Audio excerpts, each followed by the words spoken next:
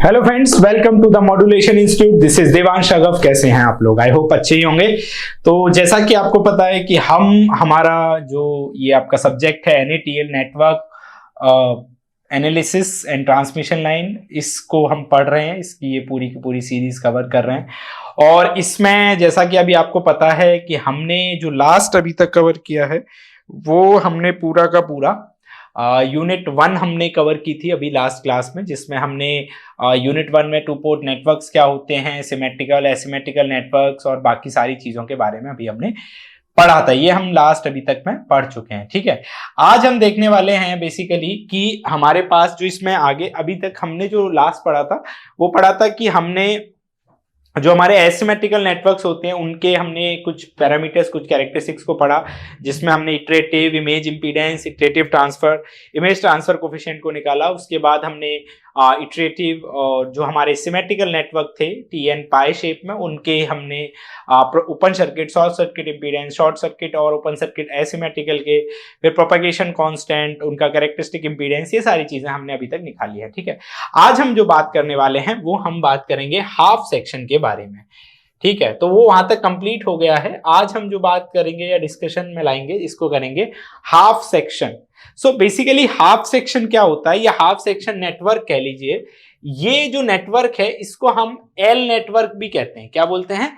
This is a L network. तो अगर कोई आपसे हाफ सेक्शन के बारे में पूछता है तो आप उसको एल नेटवर्क की तरह भी बोल सकते हैं कि it is a L network. ये एल नेटवर्क भी होता है। अब इसको एल क्यों कहते हैं या इसको हाफ सेक्शन क्यों कहते हैं, ये हमको थोड़ा सा समझना है। तो बेसिकली ये एल या हाफ इसलिए भी है क्योंकि ये मैंने आपको जब बताया होगा कि हमारे पास जैसे ये आपने देखा कि एक नेटवर्क होता है टी नेटवर्क। ये हमारा टी नेटवर्क है मानिए। ठीक, this is our T network. ये टी नेटवर्क है। सो अगर मैं सिमेट्रिकल के केस में बात करूं तो this is Z1/2, this is Z1/2 और दिस इज Z2। ये हमारा सिमेट्रिकल नेटवर्क होता है। इसी तरीके से हमारा ये नेटवर्क जो है ये हमारा पाई नेटवर्क है। यहां पे this is our pi network. ठीक है, अब देखिए ये दिस इज Z1 और ये जो होता है सिमेट्रिकल में ये 2Z2 और 2Z2 हमारे पास होता है। अब अगर मैं इसको क्या करता हूं, आपके इस हाफ सेक्शन नेटवर्क को मैं बीच से तोड़ता हूं। बीच से मतलब मैं इसको आधा करता हूं, बीच से ऐसे हाफ कर दूं इसको मैं टी वाले को। ऐसे ही अगर मैं पाई वाले को भी आधा करूं, हाफ करूं, तो आप देखेंगे कि इन दोनों को हाफ करने से जो नेटवर्क बनेगा दोनों के हाफ से, चाहे उसको आप आधा करें तो वो भी इस तरीके का नेटवर्क बनेगा, है ना। ये तो टी को हाफ करने से बना। ऐसे अगर पाई को भी हाफ आप आधा करते हो तो भी जो नेटवर्क बना वो मतलब ऐसा नेटवर्क बना।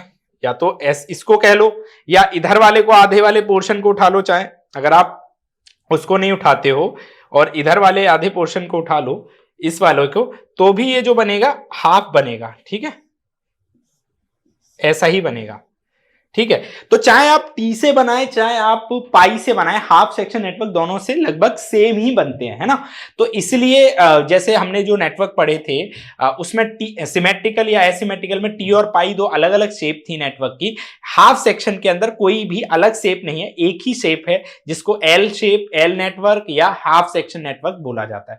तो अगर आपसे हाफ सेक्शन आए तो यही बनाना है आपको, है ना। अब इस हाफ सेक्शन में जो हमारे ये इंपीडेंस है, इस वाले इंपीडेंस को तो हम बोलते हैं Z1/2 और इस वाले को हम बोलेंगे 2Z2।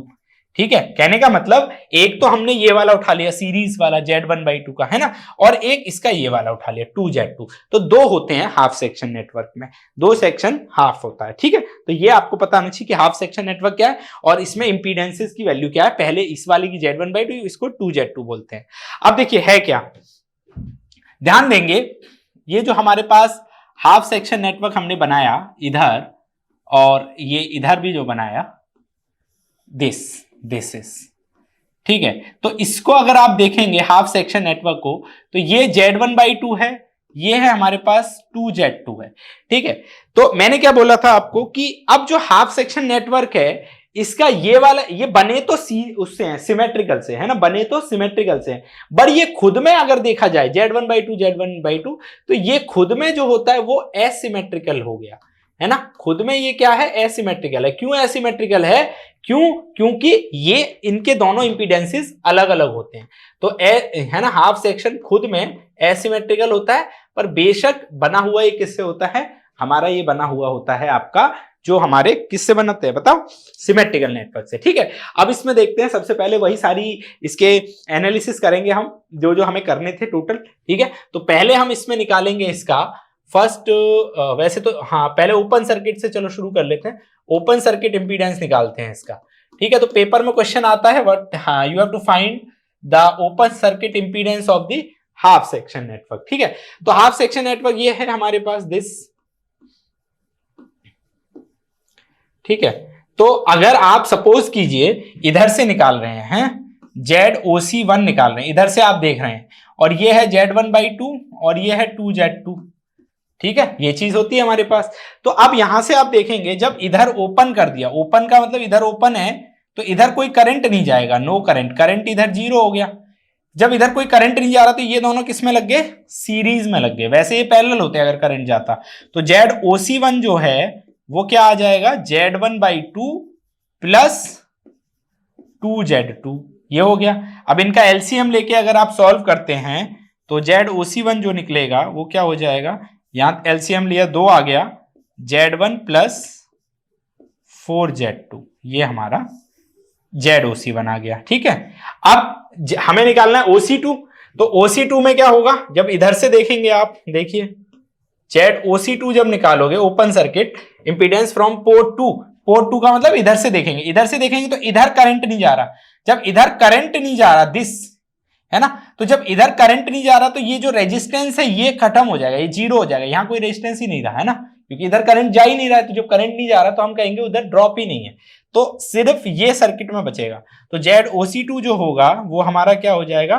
2Z2 हो जाएगा, वो हो जाएगा 2Z2। अब देखो ZOC1 और OC2 अलग अलग है ना, तो ये एसिमेट्रिकल की प्रॉपर्टी है ना, अगर ये सिमेट्रिकल होता तो हमारे पास ये क्या होता, सेम आते। तो कई बार अगर ऐसे भी आ जाए क्वेश्चन की प्रूव दैट की जो एल सेक्शन होता है या जो हाफ सेक्शन नेटवर्क होता है वो एसिमेट्रिकल होता है, इसको प्रूव करो, तो आप ऐसे निकाल के भी दिखा सकते हो कि we have to find the open circuit impedance, find करो और कह देना कि देखो इसके OC1 OC2 अलग अलग है, तो इसका मतलब ये जो है क्या होगा, ये मतलब आपका हाँ जो है वो एसिमेट्रिकल की प्रॉपर्टी को शो कर रहा है, तो क्योंकि सिमेट्रिकल होते हैं तो दोनों सेम आते हैं। ठीक है, तो ये ओपन सर्किट इंपीडेंस हो गया। अब इसका निकालते हैं फिर शॉर्ट सर्किट इंपीडेंस। ठीक है, तो केस जो सेकंड हम निकालेंगे वो निकालेंगे शॉर्ट सर्किट इंपीडेंस। ठीक है, अब आप शॉर्ट सर्किट देखेंगे तो शॉर्ट सर्किट में क्या करना है, ये हमारा हाफ सेक्शन है दिस, ये है, ये है, ये है, इधर है, तो ये अब अगर इसको आप देखेंगे तो ये वाला जो इंपीडेंस है ये Z1/2 है और ये है 2Z2 है, तो इधर से आप देखो ZSC1 शॉर्ट करेंगे, तो जब इधर से आप शॉर्ट करोगे इसको तो ZSC1 में हमने पता था कि जब इधर से शॉर्ट करेंगे तो इधर करंट नहीं जाएगा, यहां कोई करंट नहीं, तो ये रेजिस्टेंस 0 हो गया उस टाइम पे, तो ये 0 हो गया, तो खाली ZSC1 किसके बराबर होगा, Z1/2 के बराबर हो गया। ठीक है, अब सिमिलरली जब ZSC2 निकालेंगे तो SC2 में हमें क्या करना होता है, ठीक है, शॉर्ट सर्किट इंपीडेंस दूसरी तरफ से निकालना है हमें, तो उस केस में क्या होगा, यहां पे आप देखिए ये है, ये है। ठीक है, तो इधर से आप देख रहे हैं ZSC2, तो जब ZSC2 निकाल रहे हो तो क्या कर दिया आपने इधर से शॉर्ट किया। इधर से शॉर्ट करने का मतलब यह है कि जो करंट है वो अब इधर भी जाएगा इधर भी जाएगा, करंट डिवाइड हो गया, तो करंट डिवीजन का मतलब ये हो गया कि ये दोनों अब किस में कनेक्ट हो गए, यहां से करंट डिवाइड हो गया जंक्शन से, तो ये पैरेलल में कनेक्ट हो जाएंगे। ठीक है, तो पैरेलल में ZSC2 जो होगा वो क्या हो जाएगा, पैरेलल में Z1/2 गुणा में 2Z2 और अपॉन में Z1/2 प्लस 2Z2, ये हो जाएगा, तो यहां 2 से 2 कट गया। ठीक है, और इनका एलसीएम ले दो अगर, तो ऊपर Z1 Z2 और नीचे पूरे का एलसीएम 2Z1 प्लस 2Z2, ये हो गया, और ये 2 ऊपर चला जाएगा, तो ZSC2 जो बन के आ गया टोटल, वो बन के आ गया 2Z1 Z2 अपॉन में Z1 प्लस Z1 प्लस में 2Z2। तो ये हमारा ZSC2 निकल के आ गया। तो अब देखो SC1 और SC2 भी नॉट इक्वल है ना, ये दोनों भी नॉट इक्वल है, तो ये किसकी प्रॉपर्टी को शो करेंगे, एसिमेट्रिकल की प्रॉपर्टी को। ठीक है, तो बट अभी हम आगे और चीज समझेंगे, क्योंकि देखो ये जो बना है आपका ये क्या बोलते हैं हाफ सेक्शन, ये बना है आपका उससे जो हमारे सिमेट्रिकल नेटवर्क्स है उनको आधा करके हमने इसको बनाया है।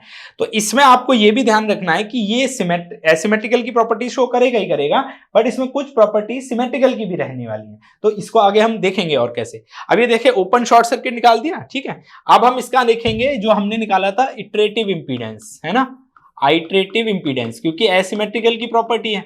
तो iterative impedance of half section.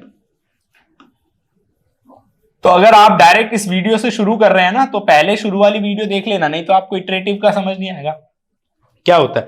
तो इटरेटिव इंपीडेंस जो है वो हमारी हाफ सेक्शन की प्रॉपर्टी है ना, और हाफ सेक्शन की ही सबसे जिसे कहते हैं इंपॉर्टेंट प्रॉपर्टी है इटरेटिव इंपीडेंस। ठीक, तो उसके बिना तो काम नहीं होगा ना, जब तक अगर हाफ सेक्शन को आप नहीं देख रहे तब तक वो काम नहीं करेगा। ठीक, तो इटरेटिव इंपीडेंस में हमारे पास क्या है कि ये हमने ले लिया, जैसे इधर से ये इधर ले लिया। ठीक, तो मैंने आपको बताया था कि इटरेटिव में क्या होता है कि जैसे ये Z1/2 और ये 2Z2 है, तो अगर इधर से हम देख रहे हैं मतलब ZT1 अगर निकाल रहे हैं, तो यहां से सेम इंपीडेंस से हम शॉर्ट करेंगे इटरेटिव में, यानी कि यहां पे भी ZT1 से ही शॉर्ट करते हैं। तो ZT1 की वैल्यू फाइंड करेंगे, जब आपको बताया था, है ना। तो इसको पहली हमारी जो फर्स्ट वीडियोस है उनको जरूर देखना इसके लिए, तब आपको ये और अच्छे समझ आएगा। अब यहाँ पे सीरीज पैरेलल सॉल्व होता है, तो पहले ये दोनों पैरेलल में है, तो पैरेलल में क्या हो जाएगा 2Z2 इंटू ZT1 अपॉन में 2Z2 प्लस ZT1, ये हो गया। और उसके साथ ये पूरा, जब ये दोनों का सॉल्व हो गया उसके साथ वो पूरा सीरीज में आ जाएगा Z1/2। अब इस पूरे को सॉल्व करिए आप, तो ZT1 जो निकल के आया वो क्या निकल के आया, इस पूरे का अगर मैं LCM ले दूं तो 2 इंटू 2Z2 प्लस ZT1, इस 2 की गुणा इधर हो जाएगी, तो 4Z2 ZT1 हो गया प्लस Z1 अपॉन में यहाँ गुणा में आ जाएगा 2Z2 प्लस ZT1। ठीक है, देखिए मैंने क्या किया है, मैंने ये दोनों का एलसीएम लेता, तो एलसीएम लेते हैं तो 2 और इनकी गुणा होगी इस पूरे की प्लस वाले टर्म्स की। अब 2 इधर चला गया, ये पूरा इधर चला गया गुणा में, इस तरीके से, है ना। अब इस पूरे को अगर आप सॉल्व करते हैं तो ये सॉल्व करके क्या बनेगा, ZT1 इज इक्वल टू, जो उस पूरे को अगर आप सॉल्व करोगे तो ये हो जाएगा 4Z2 ZT1 प्लस इसके अंदर गुणा कर दीजिए 2Z1 Z2 plus Z1 ZT1। ठीक है, ये आ गया हमारे पास। ठीक है, और नीचे अगर आप सॉल्व करते हो तो 2 के अंदर गुणा होगी 4Z2 हो जाएगा और प्लस 2ZT1 हो गया। अब इस ZT1 को इधर ले आओ गुणा में, ठीक है, तो ZT1 के साथ ये वाली टर्म, ये जो है ना, ये पूरी इधर गुणा में आ जाएगी, 4Z2 प्लस 2ZT1। ठीक है, ये 2 और Z कई बार मेरे एक जैसे लग जाते हैं, तो आप थोड़ा ध्यान से समझना, कहाँ मैं बोल जो रहा हूँ उसको भी सुनना, है ना, बोलते के साथ में लिख भी रहा हूँ तो बोलना, और वो तो 2 और Z है, अलग अलग है थोड़ा। इसके बाद बराबर में चल रहा है 4Z2 ZT1 plus 2Z1 Z2 plus Z1 ZT1, ये हो गया। ठीक है, अब इसके अंदर अगर गुणा करो तो 4Z2 ZT1 बच गया प्लस ये हो गया यहाँ पे 2ZT1 का होल स्क्वायर। ठीक है, और is equal to 4Z2 ZT1 plus 2Z1 Z2 plus Z1 ZT1, ये बचेगा।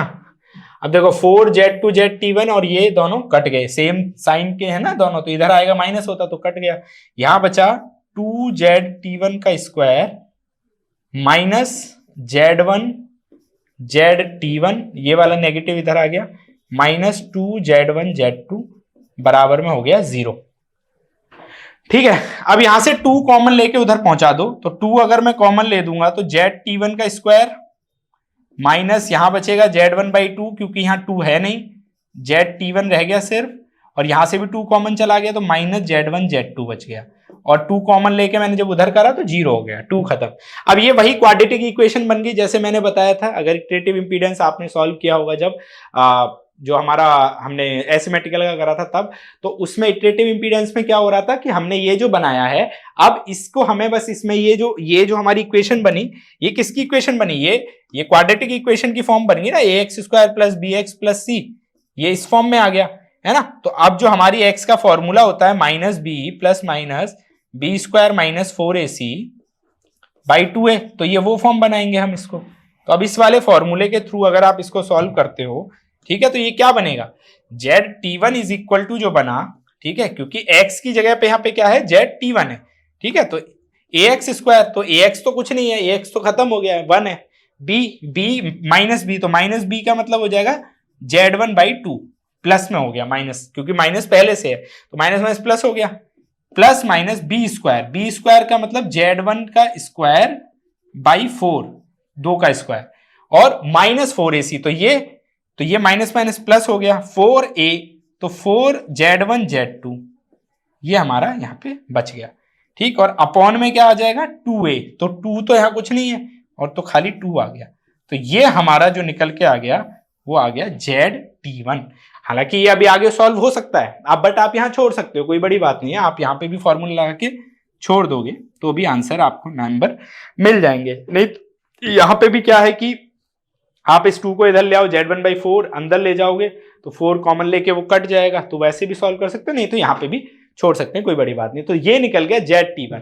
T1 का मतलब क्या हुआ यहाँ पे कि हमने इटरेटिव इंपीडेंस निकाला इधर की तरफ से, मतलब जब हम पोर्ट 1 की तरफ से देख रहे थे, ये कहां से है, पोर्ट 1 की तरफ से, ठीक। अब निकालेंगे ZT2 जब पोर्ट 2 की तरफ से देखेंगे, ठीक है, तब जाके टोटल निकलेगा हाफ सेक्शन का, ठीक। तो अब देखिए फ्रॉम पोर्ट 2, जब पोर्ट 2 की तरफ से देखते हैं तो क्या होगा, ठीक है, फ्रॉम पोर्ट 2, तो पोर्ट 2 की तरफ से अगर आप देखते हो तो ये कुछ इस तरीके का है, हमने देखा, ठीक है। अब आप कहोगे कि ये वाला सर इधर ही रहेगा, हाँ ये वाला इधर ही रहेगा, ये इधर ही रहेगा हाफ सेक्शन में, ऐसा नहीं कि ये साइन इधर बन जाएगा, ठीक है, इधर ही है जो आप सर्किट में देखेंगे, L तभी इसको बोल रहे हैं 2Z2, ठीक है। अब जब हम इधर से देखेंगे ZT2 के लिए, तो इधर से जो शॉर्ट करेंगे वो फिर सेम ZT2 से शॉर्ट करेंगे, ठीक है। चलिए अब वही सेम अगेन वही सब फॉर्मूला वगैरह, सीरीज पैरेलल, ZT2 निकालना है, इन दोनों को करो तो सीरीज में हो गया, तो Z1/2 प्लस ZT2 ये सीरीज में हो गया, और उस पूरे के साथ ये पैरेलल में है, तो इनटू 2Z2 और अपॉन में Z1/2 plus ZT2 plus 2Z2 ये प्लस में आ गया, ठीक है। तो इस तरीके से पूरा बना, ठीक। अब इसको सॉल्व करते हैं अगर, तो ZT2 इज इक्वल टू क्या बनेगा, इसका एलसीएम लेंगे अगर और उसकी गुणा कर देंगे, तो ये देखो ये बनेगा Z1 प्लस 2ZT2, इनका एलसीएम लिया तो 2 यहां चला गया, और उस पूरे के साथ ही गुणा में है, 2Z2 गुणा में है, तो इसको तो बाहर ही रहने दो, और उसके अपॉन में ये वाला 2 आ गया, ये वाला जो 2 बचा है ना। अब देखिए अपॉन में यहां पे भी इसका एलसीएम अगर मैं ले दूं तो Z1 plus 2ZT2 plus 4Z2 upon में 2 आ गया। हालांकि इस 2 से ये 2 भी कट सकता है, बट हम इसको काट देते हैं क्योंकि ये कॉमन आ रहा है बीच में, है ना। तो ये 2 काटने के बाद जो यहाँ पे बचा फाइनल, वो हमारा क्या बचेगा, वो बचेगा ZT2 इज इक्वल टू, ठीक है, क्या बचेगा, ZT2 is equal to Z1, और इस 2Z2 के अंदर मैं अगर गुणा कर दूं, तो गुणा करूंगा तो क्या बनेगा, सीधे सीधे कि Z1 ये बचा, उसके अंदर गुणा हो गई, तो 2Z1Z2 प्लस 2Z2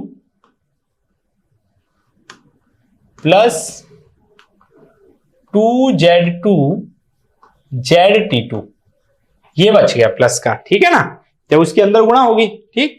तो इसकी गुणा होगी, तो ये Z2, हाँ वहां पे वो है 2 पहले से है, तो यहाँ पे जो 2 बचेगा ये 2 नहीं, ये 4 आएगा फिर।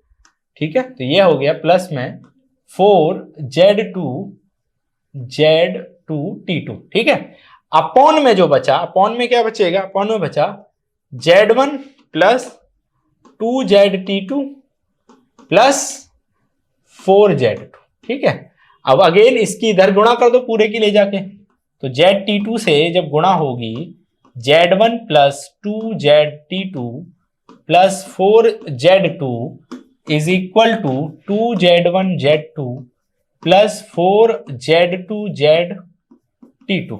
ठीक है, यही बचेगा। हाँ चलिए गुड।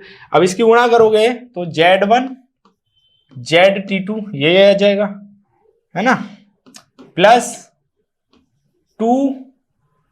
2ZT2 का होल स्क्वायर प्लस 4Z2ZT2 बचेगा बराबर 2Z1Z2 बचेगा, यही बचेगा, है ना। अब देख लीजिए, प्लस 4Z2ZT2 इधर रहेगा, इससे ये कट गया पूरा, तो यहां जो बचा वो बचा 2Z2 का स्क्वायर प्लस Z1ZT2, है ना, और इज इक्वल टू 2Z1Z2, ये बच गया। ठीक है, अब इसको इधर ले आएंगे अगर, और 2 या 2 कॉमन लेके मैं काट दूं तो ये बचेगा ZT2 का square plus Z1/2 minus Z1Z2 is equal to 0। Same again ये वही क्वाड्रेटिक इक्वेशन बन गई, तो अब इसके अंदर भी वही ax स्क्वायर प्लस bx लगाओगे, अगर ax square plus bx plus c बराबर 0, तो जो a है वो 1 है, जो b है वो माइनस या प्लस का Z1/2 है, और जो c है वो माइनस Z1Z2 है।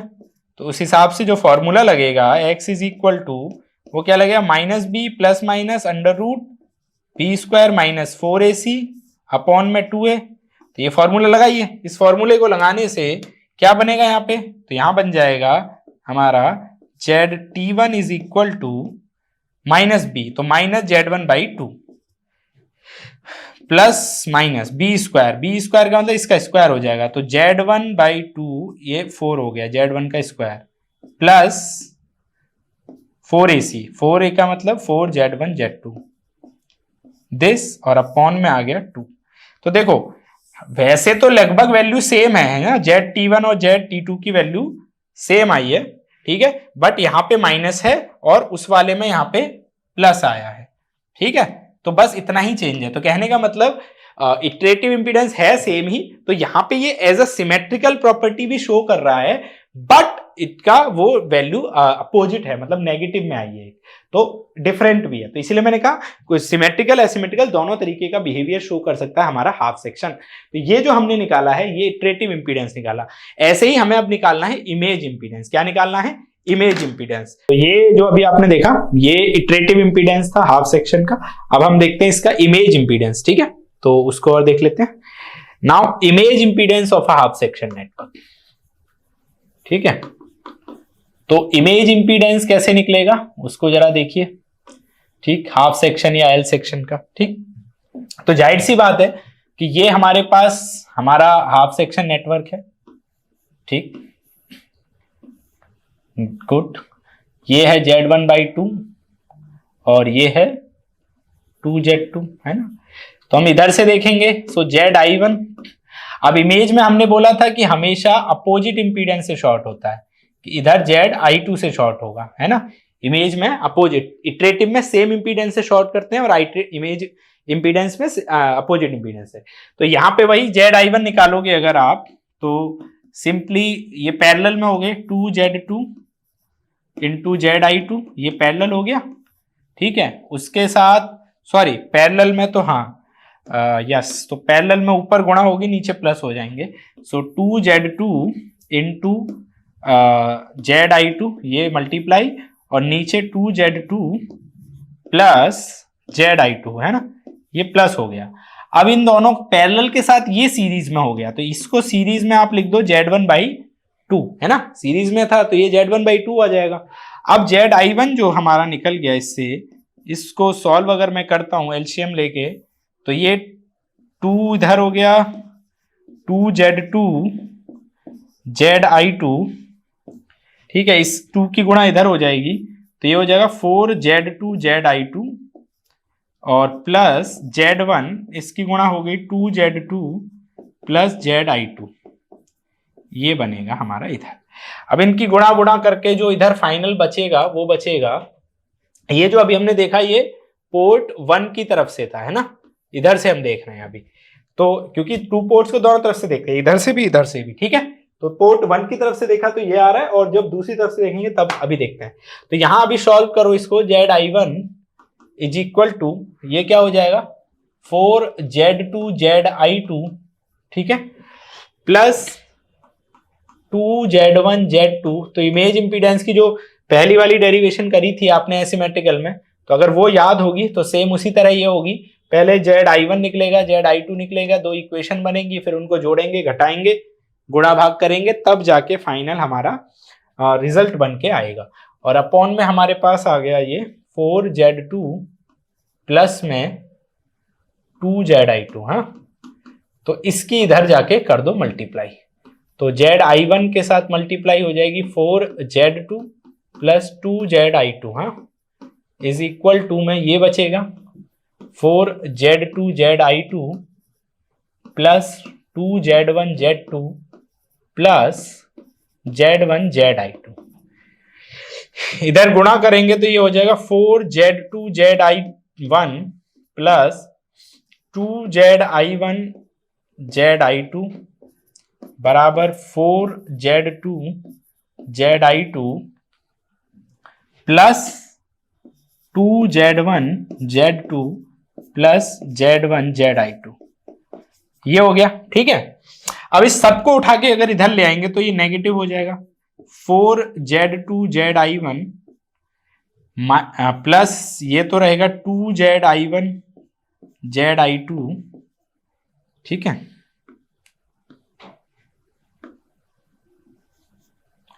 I2 minus 4Z2 Zi2 minus 2Z1 Z2 और minus Z1 Zi2 is equal to 0। This is the equation number 1, ये इक्वेशन नंबर 1 होगी, फर्स्ट इक्वेशन निकल के आ गई हमारी जब पोर्ट 1 से। देखो इटरेटिव इंपीडेंस में तो क्या होता है कि जब आप पोर्ट 1 से देखते हैं तो एक Zt1 की वैल्यू पूरी निकल जाती थी, और जब पोर्ट 2 से देखते हैं तो Zt2 पूरा निकल जाता है। तो इटरेटिव में तो ऐसा, पर इमेज का ऐसा नहीं है ना। इमेज का अगर आपको एसिमेट्रिकल वाली डेरिवेशन याद हो तो पहले हम पोर्ट 1 से देखते हैं, सॉल्व करते हैं, पूरा एक इक्वेशन बनाते हैं, फिर पोर्ट 2 से देखेंगे, एक इक्वेशन बनाएंगे, फिर उन दोनों इक्वेशन को जोड़ के घटा के फिर गुणा भाग करके तब फाइनल हमें रिजल्ट निकलता है। तो वही कॉन्सेप्ट है, यहाँ पे फर्स्ट निकल गई, अब इसको पोर्ट 2 से देखेंगे और सेकेंड इक्वेशन निकालेंगे। तो वैन फ्रॉम पोर्ट 2, तो जब पोर्ट 2 की तरफ से इसको देखा जाएगा तब देखते हैं क्या इक्वेशन बनती है, ठीक है। तो पोर्ट 2 की तरफ से आप देख रहे हो इधर, ठीक, इधर से सीन करेंगे, जब सीन का मतलब इधर से वैल्यू निकाली जा रही है, इनपुट इधर है हमारा, सो Zi2। तो अब इमेज में हमने बोला था अपोजिट से शॉर्ट करते हैं, तो इधर शॉर्ट होगा Zi1 से, इधर है Z1/2 और ये है 2Z2, ठीक है। चलिए इसको सॉल्व करेंगे अब, तो इन दोनों को कर दो। सो जो Zi2 की वैल्यू निकल के आएगी वो क्या निकल के आएगी, Z1/2 ये, और इसका प्लस जो है सीरीज में है इसके साथ, तो Zi1 प्लस में हो जाएगा, और इन दोनों के सीरीज के साथ ये पैरेलल में है, तो इनटू में 2Z2 यहां मल्टीप्लाई में आएगा upon Z1/2 plus Zi1 plus 2Z2, ठीक है। तो अगेन वही जैसे सॉल्व होता है डेरिवेशन वैसे ही करेंगे। यहाँ पे इसका एलसीएम लोगे अगर, तो ये बचेगा Z1 प्लस 2Zi1, ठीक है, तो 2Zi1 और इस पूरे के साथ ब्रैकेट में यहाँ 2Z2 हो जाएगा, अपॉन में पूरे के 2 हो गया, इस पूरे के अपॉन में यहाँ पे इसका एलसीएम ले लो, तो Z1 plus Zi1 plus Z1, अच्छा यहाँ 2 आ जाएगा और यहाँ 4 हो जाएगा, 4Z2 अपॉन में यहाँ पूरे के 2 आ गया, इस 2 से ये 2 कट जाएगा, ठीक है ना, क्लियर है? 2Z2, हाँ ठीक है। अब इस 2 से 2 कटने के बाद इसको यहां पे जब सॉल्व करेंगे फाइनली, तो Zi2 जो बना हमारा वो बन गया इधर, इनकी गुणा होगी 2Z1Z2 प्लस 4Z1Z2, ये तो ऊपर बचेगा क्योंकि ऊपर इसकी मल्टीप्लाई होगी अंदर, और नीचे बचा Z1 plus 2Z1 plus 4Z2। अब इसको इधर ले जाओ, तो जब ये पूरा इधर जाएगा तो Zi2 multiply by Z1 plus 2Z1 plus 4Z2 बराबर में जो बचा वो बचा 2Z1Z2 प्लस 4Z1Z2, ये बच गया, ठीक है। अब इसके अंदर मल्टीप्लाई करोगे तो Z1Z2 plus 2Z1Z2 plus 4Z2Z2 is equal to 2Z1Z2 plus 4Z1Z2, ये बच गया। इस पूरे को इधर लाके नेगेटिव कर दो, तो Z1Z2 plus 2Z1Z2 plus 4Z2Z2 minus 2Z1Z2 minus 4Z1Z2 बराबर 0। This is the equation number 2। ये इक्वेशन 2 आ गई, ये इक्वेशन 1 आ गई, दो इक्वेशन आ गई 1 एंड 2। अब क्या करना है, इन 1 और 2 को पहले हमें ऐड करना है, फिर सब्ट्रैक्ट करना है, और फिर जो उनके रिजल्ट आएंगे उनको मल्टीप्लाई डिवाइड करना है। देखिए एक ही में सब कुछ कर देना है, तो यही है, बड़ा इजी है? बच्चे कहेंगे सर इजी इजी करके आप जब से परेशान करे जा रहे हो, इतने कठिन कठिन डेरिवेशन, कठिन नहीं है ये, बस कॉन्सेप्ट पे काम है पूरा। क्या है, सीरीज पैरेलल सॉल्व करना और उसके बाद सीधा मैथ है, सिंपल जोड़ घटाई तो है, पर दिमाग थोड़ा सा बस खोल के करना है, ताकि अगर गलती होगी तो इसमें ढूंढना थोड़ा समय लगता है, इसलिए दिमाग खोल के करोगे तो गलती होने के चांस कम रहेंगे। तो पहले इस वाली इक्वेशन को वहां लिख लेते हैं, जो फर्स्ट है हमारी 4Z2Z1 2Z1Z2। तो 4, जो पहली इक्वेशन है 4Z2Z1 प्लस 2Z2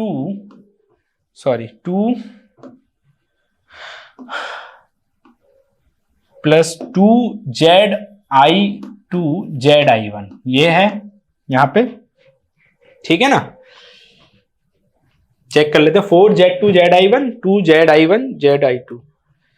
हाँ, तो Z2Z1 हाँ वो तो आगे पीछे लिखा है, बस उसे कोई दिक्कत नहीं। Minus 4Z2 Z2 minus 4Z2, ठीक है, और माइनस 2Z1Z2 माइनस 2Z1Z2, और है इधर माइनस Z1Z2 माइनस Z1Z2, ठीक है, बराबर 0। This is the equation number first, ये हमने लिखी। सेकंड इक्वेशन लिख लीजिए, Z1Z2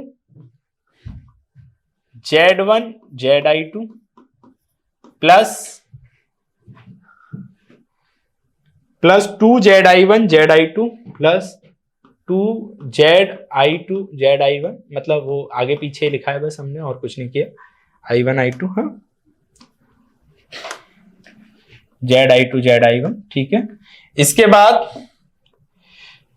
4Z2Z2 प्लस 4Z2Z2, इसके बाद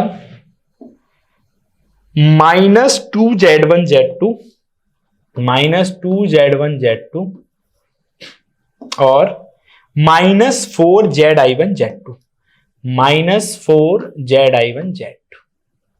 Z1Z2 बराबर 0। This is equation number 2। अब हमने बोला था कि इनको क्या करना है, पहले हमें एडिंग करनी है 1 एंड 2 की, हमें क्या करनी है, एडिंग 1 एंड 2, 1 और 2 को जोड़ना है, यहां पर इनकी एडिंग करनी है। तो जोड़ने में क्या होगा, देखिए बहुत इजी है। जोड़ने में जिनके साइन बदले हुए हैं वो कट जाएंगे, है ना, प्लस वाला माइनस से खत्म हो जाएगा। तो बस वैसे वहां पे भी ढूंढ रहे थे, यहाँ पे भी ढूंढना है, सेम सेम को ढूंढ लो। देखिए क्या क्या कटेगा, क्या क्या कटेगा, बहुत जो जो भी कट रहा है। देखो ये तो आगे पीछे ऊपर नीचे लिखे हैं, 4z2 zi2 ये है, 4 माइनस zi2 z है, ये कट गए, ठीक है। इसको कटने के बाद देखिए क्या है, और ये दोनों नेगेटिव के हैं तो ये तो नहीं कटेंगे। -4zi1 z2, यहां देखो ये माइनस का है 4zi1 z2 और ये प्लस का है zi1 z2, आगे पीछे तो लिखा है पर इसको कट गए, ये भी कट जाएगा। प्लस नेगेटिव, प्लस माइनस वाले आपस में काटने हैं, यहाँ पे यही ध्यान रखना है। z1 zi2 देखिए ये भी यहाँ माइनस का है और ये यहाँ पे प्लस का है, तो ये भी कट जाएंगे। चलिए ये कट गए, वेरी गुड। अब ये दोनों प्लस के हैं, ये दोनों माइनस के, ये नहीं कटेंगे तो इनको ऐसे ही लिख लीजिए, 4zi2 zi1, ठीक है, माइनस 4z1 z2 बराबर 0। अब इन पूरे में से 4 कॉमन लेके उधर काट दो, तो zi1 zi2 वो आगे पीछे लिख दिया मैंने, और minus z1 z2 is equal to 0। इसको उधर ले जाओ तो zi1 zi2 बराबर आ गया z1 z2। ये हमारा जो निकल के आया, दिस इज इक्वेशन नंबर 3, ये इक्वेशन 3 आ गई हमारी निकल के, ठीक है। चलिए बहुत बढ़िया बात है, 3 निकल आई तो। अब ये एडिंग से निकली, अब हमें क्या करना है, अब हमें सबट्रैक्शन करना है। इन्हीं दोनों इक्वेशन को हम क्या करेंगे, अब सबट्रैक्ट करेंगे, ठीक है। तो सबट्रैक्ट करेंगे 1 एंड 2 को, सबट्रैक्टिंग 1 एंड 2। तो 1 और 2 को सबट्रैक्ट करेंगे तो कैसे करेंगे, देखिए चलिए शुरू करते हैं। तो पहले 1 वाली को उतार लो, 4z2 zi1 2zi1 zi1, तो 4z2 zi1 plus 2zi1 zi2, ये हो गया, ठीक है। 4z2 zi1 हो गया, 2zi1 zi2 हो गया, फिर minus 4z2 zi2 minus 4z2 zi2, ये हो गया, ठीक है। उसके बाद minus 2z1 z2 minus 2z1 z2, ठीक है। उसके बाद देखेंगे minus z1 zi2 minus z1 zi2, तो ये हमने पूरी की पूरी हमारी 3rd इक्वेशन फिर से उतार ली। अब 4th वाली उतार लीजिए, z1 zi2, तो z1 zi2 हो गया यहाँ पे, ठीक है। ये क्या था हमारा प्लस, हाँ, तो 2zi1 zi2 हो गया, यहाँ पे सेम होगा, 2zi1 i2 हो गया, फिर प्लस में 4z2 प्लस में 4z2 zi2 हो गया। इसी तरीके से माइनस में 2z1 z2 हो गया, ठीक है, सेम सेम था यहाँ पे, और प्लस में माइनस में 4zi1 z2 हो गया, zi1 z2 हो गया बराबर 0, 4th। अब इनको हमें क्या करना है, इनको अब हम करेंगे सबट्रैक्ट, ठीक है। तो सबट्रैक्टिंग में क्या होता है, देखो आपने पढ़ा होगा जब आप डिवीजन करते थे फ्रैक्शन का भी या बाकी सबट्रैक्शन भी करते थे, तो सबट्रैक्शन में साइन चेंज हो जाते हैं नीचे वाली वैल्यू के, है ना, तो यहाँ पे भी साइन चेंज हो जाएंगे। तो देखो ये प्लस का है, ये माइनस बन जाएगा, ये माइनस बन जाएगा, ये माइनस बन जाएगा, और ये माइनस का है तो ये प्लस बन जाएगा, ये प्लस बन जाएगा, ठीक है। तो अब वो होगा, इसका एक हैक याद करने का ये भी है कि जो चीज पिछली बार जो इस एडिशन के टाइम कट गई थी वो इस बार बचेगी, और जो पिछली बार बच गई थी वो कट के जाएगी। तो ये देखो ये 2 बचे थे, इनको इस बार काटना है हमें। तो यहां देखिए 2zi1 zi2 ये पॉजिटिव हो गया, इसका साइन बदला तो ये नेगेटिव हो गया, तो ये कट जाएंगे। यहाँ 2z1 z2 नेगेटिव है, ये साइन बदल के प्लस हो गया, तो ये दोनों कट जाएंगे। अब जो पिछली बार कट गए थे वो बच जाएंगे। क्यों बच गए, देखो यहाँ zi1 zi2 नेगेटिव है, यहाँ zi1 zi2 तो सेम साइन हो गया, यहाँ +4 ये भी नेगेटिव, ये भी नेगेटिव, तो सेम सेम साइन बन गए इस वजह से, ठीक है। अब देखिए इसमें जो जो है उनको जोड़ लेते हैं। यहाँ है 4zi1 z2, यहाँ भी है 4 प्लस का है, तो 4 और 4 जुड़ के हो गए 8 zi1 z2, ठीक है। चलिए ये हो गया।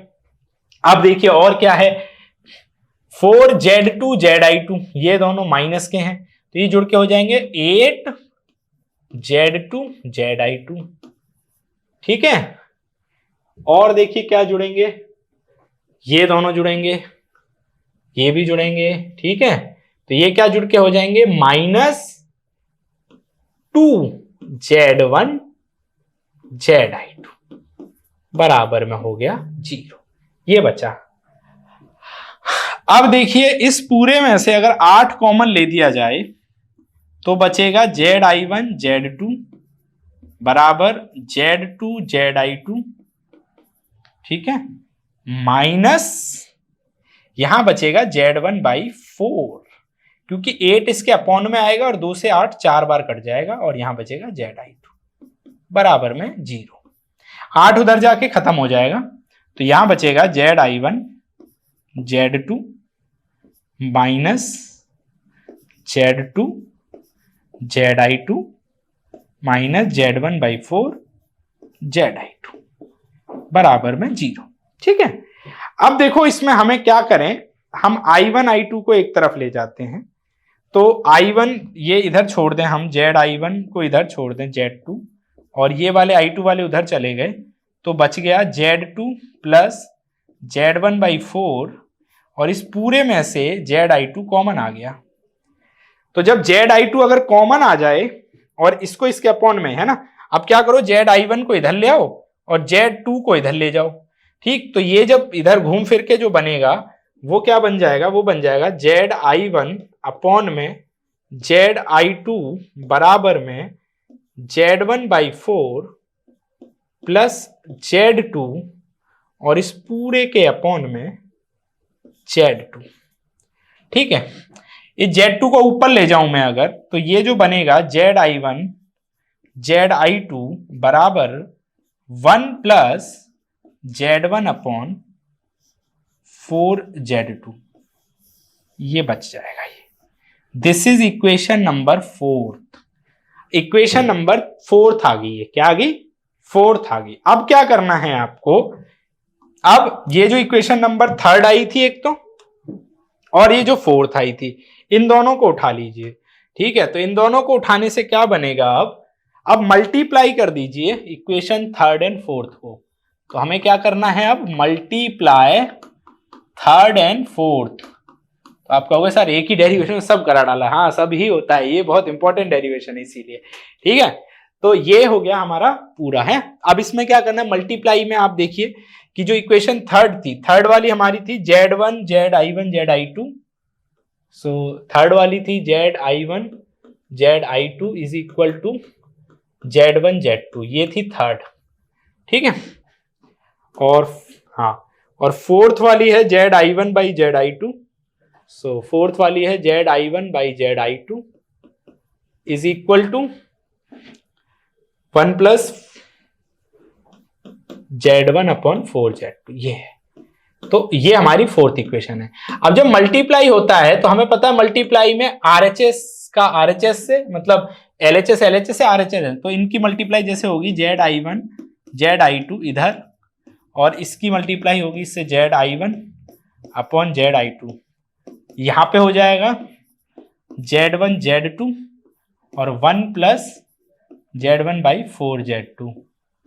ठीक है, तो ये i2 से तो i2 कट जाएगा, यहां बचेगा zi1 का स्क्वायर, इसको अंदर ले जाएंगे तो ये बचेगा z1 z2 plus z1 square, z2 से z2 कट जाएगा, 4 बचेगा। तो zi1 जो बचा वो बचेगा under root z1 square by 4 plus z1 z2। This is the image impedance of from port 1, half section का इमेज इंपीडेंस आ गया ये पोर्ट 1 से निकल के। ठीक है, हमने क्या करा, इस z1 z2 के अंदर गुणा करी तो ये बन गया। ठीक, अब आपको करना है, ये तो मल्टीप्लाई हुई है 3rd और 4th, ऐसे ही हमें क्या करना है, अब डिवीजन करना है 3rd और 4th का। अब आप डिवाइड कर दीजिए 3rd और 4th को। ठीक है, तो 3rd इक्वेशन हम सबको पता है क्या थी, zi1 zi2 बराबर z1 z2, ये थी हमारी 3rd। ठीक है, और 4th इक्वेशन हमारी थी zi1 डिवाइड बाई ZI2 बराबर में 1 प्लस Z1 4Z2, यही थी फोर्थ इक्वेशन।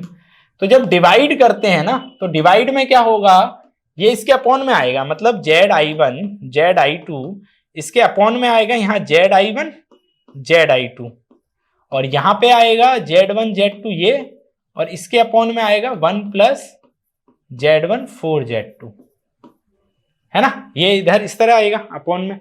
अब ये ऊपर पहुंच जाएगा ये, और ZI1 से I2 ये कट जाएगा, तो ये बचेगा ZI2 का होल स्क्वायर, और यहां बचेगा Z1 Z2 अपॉन में 1 प्लस Z1 4Z2, ये इसका रूट ले दोगे तो ZI2 जो आएगा वो आएगा under root Z1 Z2 upon में 1 प्लस Z1 4Z2। तो ये हो गया image impedance of half section network from port 2। ठीक है, तो ये था आपका पूरा हाफ सेक्शन का टॉपिक, बहुत इंपॉर्टेंट है, इस पे से बहुत क्वेश्चन एक बार पूरा 10 मार्क्स में आया हुआ था। इसको कहां से हाफ सेक्शन होते क्या है, कैसे इनको स्प्लिट किया गया, कैसे हाफ सेक्शन बने, उसके बाद open circuit impedance half section का, short circuit impedance, iterative impedance कैसे निकलता है पोर्ट 1 से T1, पोर्ट 2 की तरफ से T2, इमेज इंपीडेंस किस तरीके से निकलेगा, ये पूरी की पूरी डेरिवेशन है, ये आपको ढंग से कर लेनी है, बहुत इंपॉर्टेंट है, कई बार पूछा गया हाफ सेक्शन 10 मार्क्स में, तो इसको खत्म मतलब ठीक है। तो ये लेक्चर में हम हाफ सेक्शन के बारे में देखेंगे, मतलब हमने देखा पूरा। अब जो हम नेक्स्ट लेक्चर देखेंगे उसमें हम पैरामीटर्स के बारे में पढ़ेंगे, क्या होते हैं, किस तरीके से उनको यूज किया जाता है। तो मिलते हैं आपसे जल्दी नेक्स्ट लेक्चर में, तब तक के लिए thank you very much, bye bye.